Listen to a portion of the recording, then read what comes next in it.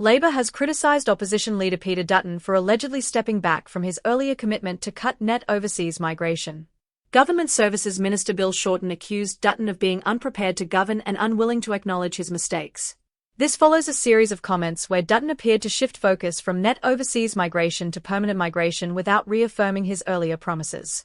Back in May, Dutton pledged to reduce permanent migration from 185,000 to 140,000 annually for 2 years, gradually increasing it in subsequent years. He also promised to cut net overseas migration from 260,000 to 160,000, a significant 38% reduction.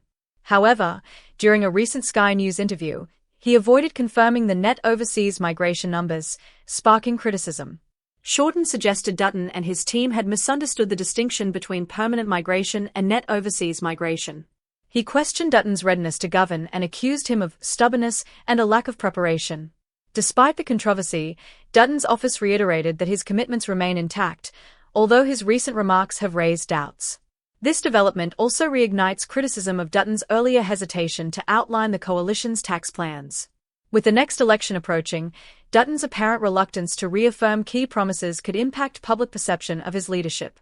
Opposition leader Peter Dutton has faced backlash over his remarks following a firebombing at Melbourne's Raponlea synagogue. He accused Jewish Labour MP Josh Burns of failing to speak out against antisemitism, despite Burns' active advocacy for the Jewish community. The incident, under investigation by Victorian and federal police, has not yet been officially labelled a terrorist attack. Dutton used the opportunity to criticise Burns and Labour's handling of antisemitism. Burns, who represents a constituency with a significant Jewish population, dismissed Dutton's comments as divisive and politically motivated. He emphasised his ongoing efforts to support his community, including addressing anti-Semitic violence and promoting unity. Federal Minister Chris Bowen condemned Dutton's remarks as disgusting political point scoring during a sensitive time. Bowen stressed the need for national unity, highlighting that the attack's perpetrator, not political parties, was responsible for the crime. In response to rising antisemitism, Dutton proposed a coalition-led task force under the Australian Federal Police to prioritise investigations into such acts. While he accused Labor of not taking sufficient action, the government reiterated the importance of adhering to due processes in law enforcement. In a significant move to counter growing Chinese influence in the Pacific, Australia has signed a landmark treaty with Nauru. Prime Minister Anthony Albanese and Nauru's President David Adang formalised the agreement, which grants Australia veto powers over Nauru's critical infrastructure decisions and security engagements with third-party countries. Australia committed $140 million in support, including $100 million for budgetary assistance over 5 years and $40 million for security.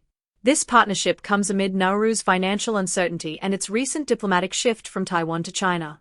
The treaty also ensures Australia's strategic influence remains strong as China seeks to expand its presence in the region. The agreement follows similar pacts like last year's Philadelphia Union with Tuvalu. Additionally, the Commonwealth Bank of Australia, CBA, will establish operations in Nauru by 2025, ensuring the island nation retains banking services after Bendigo Bank's exit.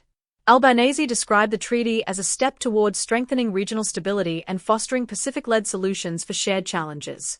President Adang lauded the partnership, emphasizing the treaty's potential to bolster Nauru's economy, security, and infrastructure. The Australian government clarified that no subsidies were provided to incentivise CBA, with Treasurer Jim Chalmers calling the bank's decision a win for regional security and financial stability. Stay tuned to Aussie Pulse for continued in-depth coverage of Australia's most pressing issues. Don't forget to like, subscribe, and hit the notification bell to stay updated with the latest news. Let's keep the conversation going in the comments below.